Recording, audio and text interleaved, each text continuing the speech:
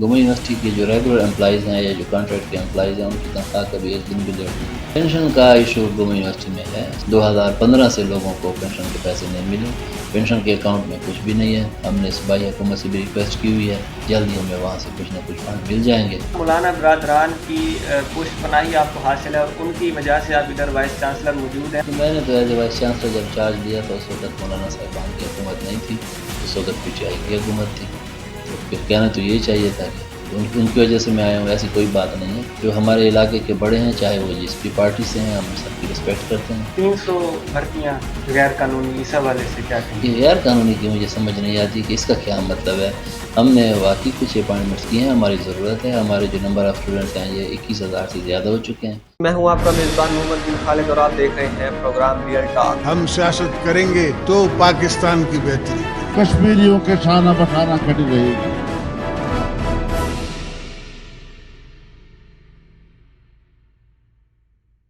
السلام علیکم سر، پروگرام میں خوش آمدید کہتا ہوں آپ کو۔ سر سب سے پہلے تو ہمیں بتائیے کہ گورنمنٹ یونیورسٹی کے جو ریگولر ملازمین ہیں، سب سے پہلے اس کے حوالے سے ہم بات کریں گے کہ جو فکس پے یا ریگولر ملازمین ہیں ان کی تنخواہ کی بھی کچھ کر رہے ہیں، ٹائم پر تنخواہیں نہیں ملتی، 10-12 دن اوپر چلے جاتے ہیں، تو یہ کیا مسئلہ ہے، کیوں یہ معاملات حل نہیں ہوتے؟ وعلیکم السلام، بڑی مہربانی، شکریہ۔ گوما یونیورسٹی کے جو ریگولر امپلائیز ہیں یا جو کانٹریکٹ کے امپلائیز ہیں ان کی تنخواہ کبھی ایک دن بھی لیٹ نہیں ہوئی۔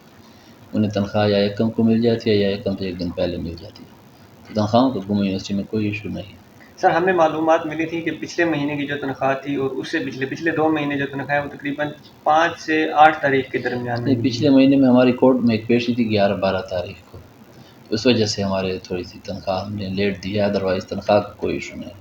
اچھا سر، گورنمنٹ یونیورسٹی کے جو پینشنرز ہیں وہ پچھلے 1 مہینے سے احتجاج پر ہیں، 1 مہینے سے زائد ہی ہو گیا ہے، اور ہم نے خود بھی ان کے احتجاجی کیمپ پر چکر لگایا، 2-3 مرتبہ اجلاس بھی کیے، تو وہ کہتے ہیں کہ جو ہماری پینشن ہے وہ 14 مہینے سے بند ہے، لیکن آپ کے انٹرویوز جب ہم نے سنے تو اس میں معلومات ہوئی کہ جو ان کی 1 مہینے کی پینشن تھی وہ بھی آپ نے ادا کر دی۔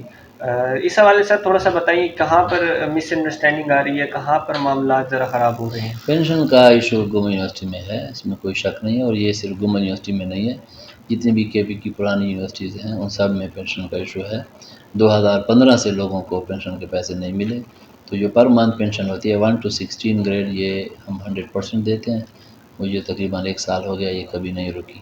17 اینڈ اباؤ ہم آدھی پینشن دیتے ہیں، اور اگر فنڈ پورے ہوں تو ہم پوری دیتے ہیں۔ پچھلے مہینے ہمارے پاس پیسے تھے تو ہم نے فل پینشن دی ہے، اب اگر اس مہینے پیسے ہوں گے تو پورے پینشن دیں گے، آدھے ہوں گے تو آدھے دیں گے، اگر زیادہ ہوں گے تو ہو سکتا ہے پچھلے ایریئر بھی ساتھ دے دیں، یہ فنڈ پہ ڈیپینڈ کرتا ہے۔ اچھا سر، پینشنرز تو یہ کہتے ہیں کہ سپریم کورٹ کی جانب سے اور ہائی کورٹ کی جانب سے یہ فیصلے موجود ہیں کہ جو اباؤ 16 اباؤ جو پینشنرز ہیں ان کو بھی پوری پینشن ملنی چاہیے، تو اس حوالے سے کیا کہنا چاہیں گے؟ بالکل ٹھیک کہتے ہیں، پینشن تو پوری ملنی چاہیے، اگر کورٹ کا فیصلہ نہیں ہے پھر بھی ملنی چاہیے، ان کا حق ہے، انہوں نے سرو کیا ہے، 30-35 سال انہوں نے اپنی زندگی کے اس گوما یونیورسٹی کو دیے ہیں، تو ملنے چاہیے، تو اگر پیسے ہوں گے تو ہم دیں گے، ہمارے پاس پینشن کے لیے پیسے نہیں ہیں، پینشن کے اکاؤنٹ میں کچھ بھی نہیں ہے، ہم اپنے ریکرنگ گرانٹ میں سے جو بچوں سے فیسیں لیتے ہیں ان میں سے ہم جو پیسے بچتے ہیں وہ ہم پینشنرز کو دیتے ہیں۔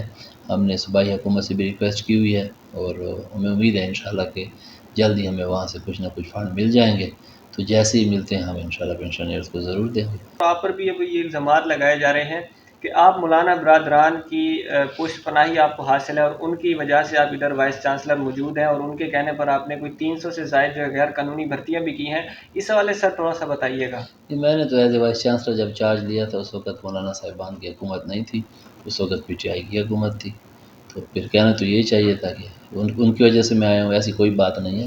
یہاں پہ جتنی بھی سلیکشن وائس چانسلر کی ہوتی ہیں یہ میرٹ کے اوپر ہوتی ہیں، اور لوگوں کی جو ہے باتوں کے اوپر، اور اس قسم کی باتیں جو ہیں اس سے کوئی فرق نہیں پڑتا، اور جو ہمارے علاقے کے بڑے ہیں چاہے وہ جس بھی پارٹی سے ہیں ہم سب کی رسپیکٹ کرتے ہیں، اور سب کو عزت کی نگاہ سے دیکھتے ہیں، اگر کوئی کام ہمارے کرنے کے ہوتے ہیں میرٹ پہ تو ہم وہ ضرور کرتے بھی ہیں، آئندہ بھی کریں گے، لیکن یہ اس قسم کی باتیں جو ہیں یہ ایسے سراسر الزام ہیں۔ 300 بھرتیاں غیر قانونی، اس حوالے سے کیا کہیں گے؟ یہ غیر قانونی کی مجھے سمجھ نہیں آتی کہ اس کا کیا مطلب ہے۔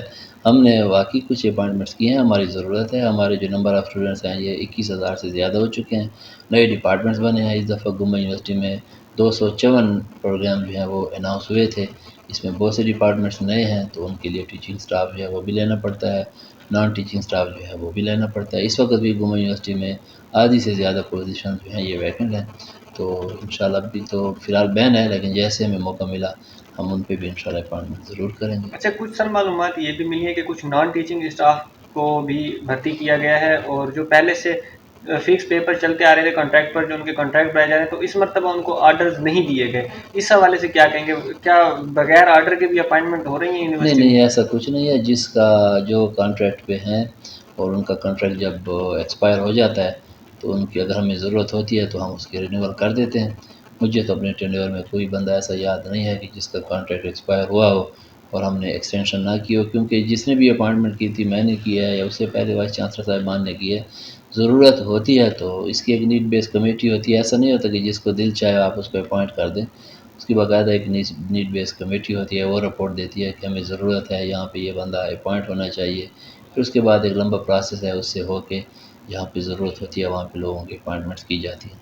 اچھا سر، یہ بتائیے، گمن یونیورسٹی میں پچھلے کچھ عرصہ قبل ایک بڑا ہی اسکینڈل سامنے آیا جنسی ہراسگی کے حوالے سے، تو اس کے بعد ابھی حالیہ بھی کچھ دنوں قبل بھی ایک لیکچرار کو، طیب قادر نامی لیکچرار ہیں، ان کو میرے خیال سے غالباً اسی معاملے کے اوپر، جنسی ہراسگی کے معاملے کے اوپر ان کو پہلے سسپینڈ کیا گیا، انکوائری کے بعد ان کو پھر دوبارہ نکالا بھی گیا۔ اس سے قبل بھی طیب لیکچرار کے حوالے سے اس قسم کا واقعہ ہوا ہے، ان کو پہلے بھی نکالا گیا تھا، دوبارہ ان کو نوکری سے برخاست کیا گیا ہے۔ تو اس قسم کے جو واقعات ہیں یہ گمل یونیورسٹی میں کیوں نہیں تھم رہے، یا اس کے حوالے سے کوئی لائحہ عمل بنایا جا رہا ہے ان کی روک تھام کے لیے؟ اس کے لیے لائحہ عمل ہے، ہماری ہراسمنٹ کمیٹی موجود ہے، اگر کوئی ہم تک کمپلینٹ پہنچتی ہے تو ہم بغیر کسی انتظار کیے ہم فوری ایکشن اس کے اوپر لیتے ہیں، اور اگر کوئی پروفس بھی اس قسم کے ساتھ ہوں تو ہم فوری ایکشن لیتے ہیں، ہم نے لیا بھی ہے۔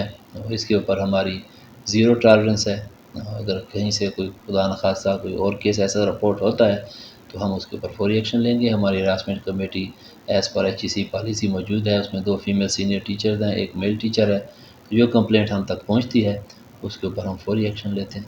سر، ایسے لوگوں کو آپ کیا پیغام دینا چاہیں گے جو یونیورسٹی میں اس قسم کی کام کرتے ہیں جنسی ہراسگی کے حوالے سے؟ لوگوں کے لیے تو یہ جو ہمارا ایکشن ہے یہی ہمارا پیغام ہے، اگر آپ اس قسم کی حرکتیں کریں گے تو اس یونیورسٹی میں کم از کم اس قسم کے لوگوں کی کوئی جگہ نہیں ہے۔ اچھا سر، لاسٹ میں چونکہ وقت کم ہے تو ایک آخری سوال کرنا چاہوں گا۔ سننے میں ہمیں آیا ہے، معلومات ملی ہیں کہ گورنر ہاؤس سے گمن یونیورسٹی کے نئے وائس چانسلر کے لیے انٹرویوز ہو چکے ہیں، اور نئے وائس چانسلر جو ہے گمن یونیورسٹی میں آ رہے ہیں، تو اس قسم کی کوئی اطلاع ہے؟ واقعی انٹرویوز ہو گئے ہیں، نئے وائس چانسلر آ رہے ہیں؟ دیکھیے، ہم تو گورنمنٹ امپلائیز ہیں، جب تک رسپانسبلٹی ہمارے پاس ہوگی اس وقت تک ہم کام کرتے رہیں گے، اور اگر کوئی نئے وائس چانسلر صاحب تشریف لے آتے ہیں تو ہم انہیں ابھی سے ویلکم کہتے ہیں، اچھی بات ہے، کوئی اگر بندہ آ جائے تو اچھا ہے، ہم ویلکم کہتے ہیں۔ شکریہ سر۔ ہمارا آج کا پروگرام تھا، کچھ شارٹ وقت تھا ہمارے پاس، تو ہم نے بڑا مختصر سا آج وائس چانسلر صاحب کے ساتھ ملاقات کی اور انٹرویو کیا۔ فی الحال کے لیے ناظرین اتنی ہمیں اجازت دیجیے، انشاءاللہ نیکسٹ ٹائم نئے پروگرام میں نئے مہمان کے ساتھ آپ کے سامنے حاضر ہوں گے۔ اللہ حافظ۔ میں ہوں آپ کا میزبان محمد بن خالد، اور آپ دیکھ رہے ہیں پروگرام ریئل ٹاک۔ ہم سیاست کریں گے تو پاکستان کی بہتری۔ کشمیریوں کے شانہ بشانہ کھڑی رہے گی۔